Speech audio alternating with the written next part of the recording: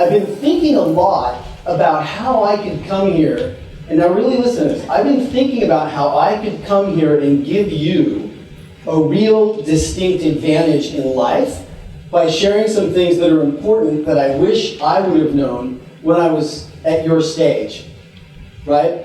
But I also thought about how could I actually get you to listen to that. So think about it this way. If you had someone that you cared about that was maybe half your age, could you tell them something that would make a difference for them in their life, do you think? Yeah. You probably could, right? If they would actually listen to you, and if somebody half your age came up and said, well, tell me about life, tell me something important, like you'd think of something good and you'd tell them, right? Yeah. Well, guess what? I'm probably at least twice your age, right? So maybe if I tried, I could come up with something that would actually make a difference for you. And that's what I've been doing. I've been thinking about it a lot. And my only real question is, are you willing to actually listen and maybe take it on? Yeah. Yeah. Woo. Okay. Okay, so here's what I've thought of. I spent a long time. This is what I've come up with. There are 4 big areas that we don't talk about enough. Our parents don't tell us, school doesn't tell us. It's just not there enough. And those 4 areas are money, people, being present to life and being present in life, and then getting that it's all temporary. So let me start with money. How many of you think money is important? Jess just learned it's really important, right? So money is important, right? Yes. It's not the only thing, but it's really important. Now here's the deal. When I was your age, I thought, I don't have to learn about money.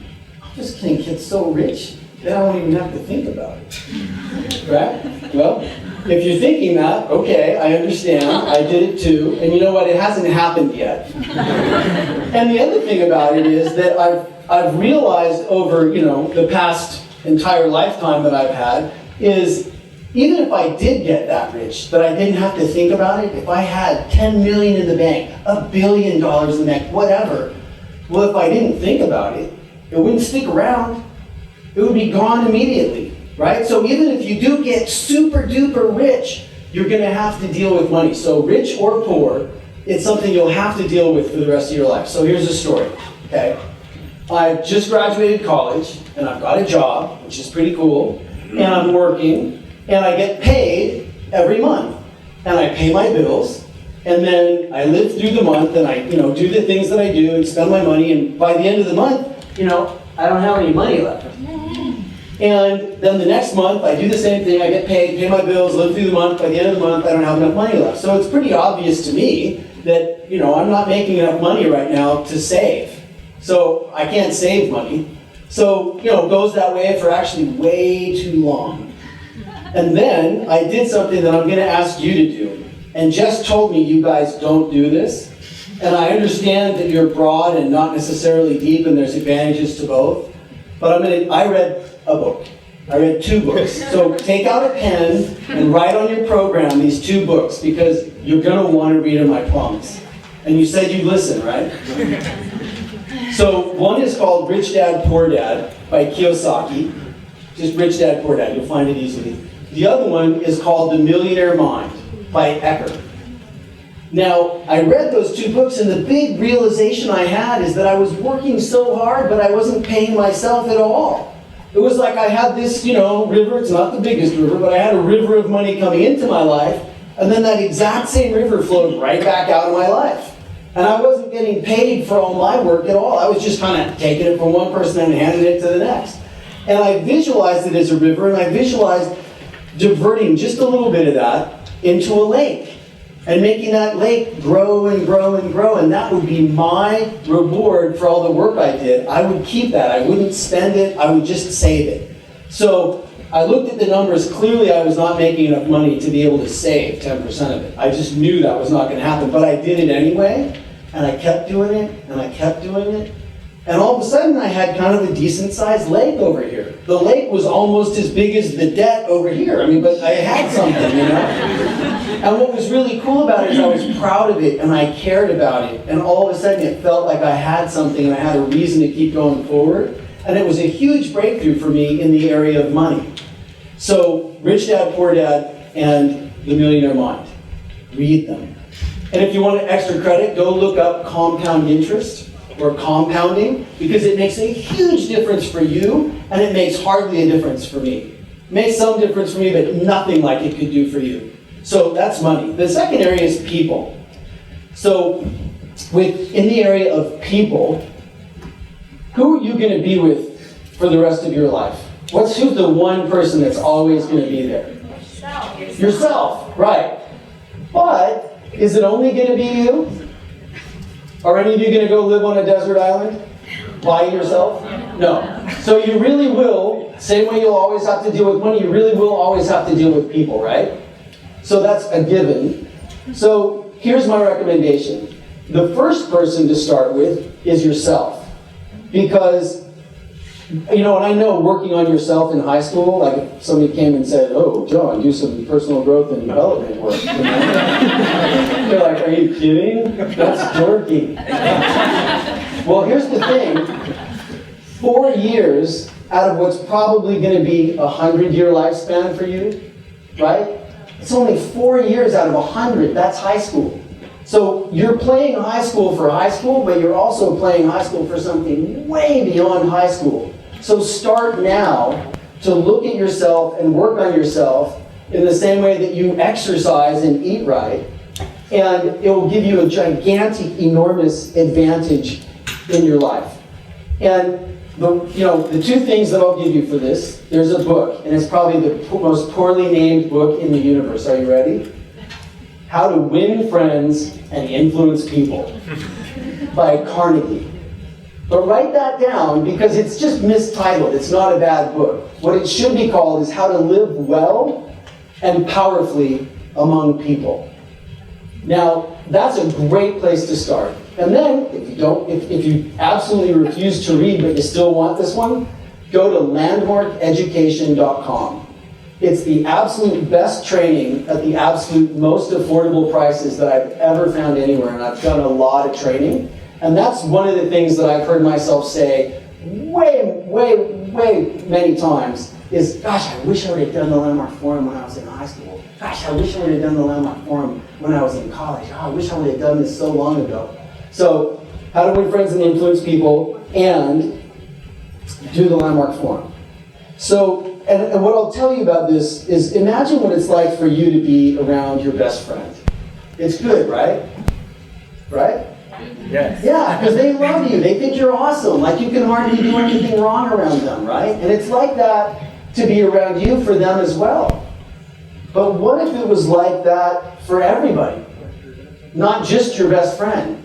What if it was like being around their best friend for everybody in your circle? Well, that would be pretty cool, right? And whether you were a traveling salesman, you talked to thousands of people, or whether you were a physicist who only, did equations and talked to people once in a while, being that great with people would make you more successful than if you weren't. So that's people. Now the third thing is being present in life. And what that really turns out to be is probably like gratitude and being present to what you've got. So I'm 12 now, okay? And I live with my folks, like most 12-year-olds, but I just can't wait to move out because I don't want to go to bed when they say I have to go to bed, And I'm tired of doing what they say. I can't wait till I'm 18 and I can live on my own and make my own decisions. But what I miss is that they're paying for everything. They're driving me around, and they're actually spending time thinking about how to make my life better so that I'll grow up to be the best human being that I can be. And you know what? They're really great people. And I miss a lot of that because I'm so impatient to turn 18 and move out. And now, flash forward and I'm 49, and they're in Salt Lake City, Utah, so they're far away, and they're 70. So, they're in their 70s, which means that even if they live to be 100, there's less than 30 Thanksgivings that I'll ever possibly have with them again. And I missed a lot along the way. And I'll tell you what, it makes me realize that I had it really good. And what I remind myself of every day I'll never be this young and cute again. Better enjoy it, right? Enjoy it. And it's the same for you. You'll never be this young and cute again either. So the book here, really short book, totally awesome book called Tuesdays with Maury. Yeah. Okay, so see, they're not all bad, right? So I thought about this. So then the final thing that I want to share with you is just the idea that it's all temporary. So it's 2002, and I'm visiting my favorite Uncle Doug. And he's dying of pancreatic cancer. And he's almost gone. And we're there to visit him and his wife, my Aunt Eva, and his daughter Stephanie, my cousin. And, we're kind of in a hurry, and I feel uncomfortable, and I feel scared, and I don't know what to say. I don't know how to be around him. And, I tell him I love him, and, we spend some time, but not nearly enough time. As I look back on that, what I really regret is that I didn't, I wish I would have looked at him and said, Uncle Doug, remember when you used to play the guitar for us when we were little? And you would play it all the time, and you'd play the same songs over if we asked you to. I love that. That's one of my favorite memories in my life. And do you know that I always felt safe around you because I knew you loved me no matter what I did? I love you, Uncle Doug, and I just want to sit here with you for a minute because I'm so happy we're both on planet Earth at the same time. That's what I wish I would have done, right? Not what I did. But I did learn a lesson, and that lesson is to really spend some time thinking about how to let the people that you take for granted know you love them. That's a great lesson. So, the other thing that I'll tell you one more story. And it's a story about having a really horrible time in life. I had a .com company, an internet company back in the 1990s, late 90s, early 2000s. And we were growing really fast. And, I had founded this company from the ground up. Like this was, 3 other guys and I had started this company, and we now had 300 employees almost, and things are going awesome, and all of a sudden, we have this horrible technological error on the website, and people start buying each other's books, and we're sending the wrong books to the wrong people, and charging people the wrong amounts, and we can't figure out what's going on, and I'm running customer service. What do you think that's like? So I go in the morning, and everybody comes in at 7, and I sit down, and I give them a pep talk, and I hold their hand all day, and I pat them on the back when they get stuck, and I listen to them when they cry because they can't take one more person yelling at them, and then at 5 o'clock they all go home, and another crew comes in, and I work with them till midnight, right? Cheerleading, we put on Fat Boy Slim, and we listen to, we groove, and then I go home at midnight and I cry myself to sleep because I'm so scared and I don't know what to do either, And so I cry myself to sleep, and then I get up the next morning at 6 and I'm in there before everybody else shows up, and I do it all over again. And it goes that way for months. And it was one of the hardest times of my life. Like I just, there were days when I just felt like if one more thing went wrong, I would just fall over dead. But I also look back and it's one of the most awesome times of my life. Like we were working as hard as we possibly could. Like this was the biggest challenge I'd ever been up against in my entire freaking life. And I had people who cared around me, and we were taking it on. And it was really, really awesome, and it was really, really painful. And it was both. And that's what life is like. So I want you to imagine something.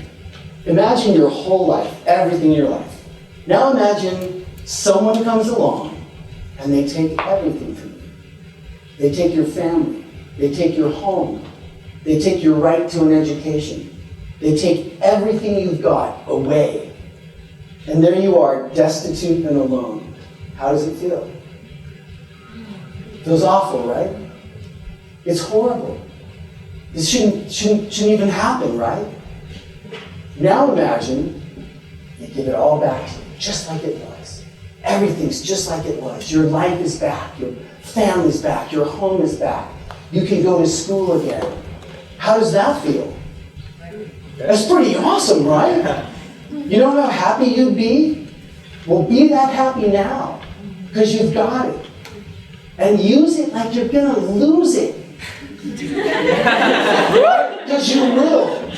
And remember, it's not just life that's temporary, it's all these phases. So when you're feeling stuck, or you're down, or you're lost, or you're scared, just tell yourself, this too shall pass, and have the experience, right? Let it in, let that fear, let that worry, just let it in, be with it, and tell yourself, this too shall pass.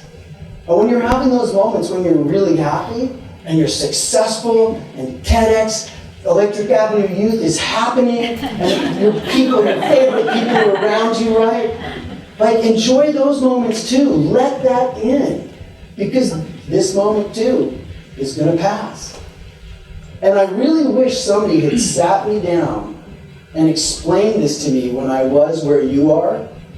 So, this is TEDx. And one of the great things about TED, the best thing about TED really, it's not the speakers. Speakers are usually pretty good. It's the people you're sitting next to.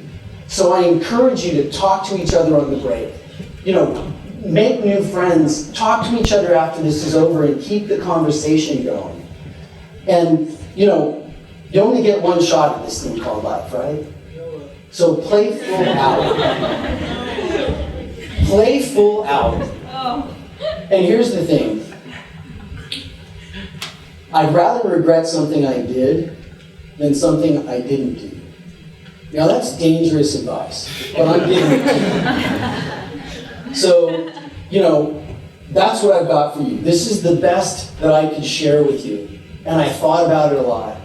And I totally dare you to take it on.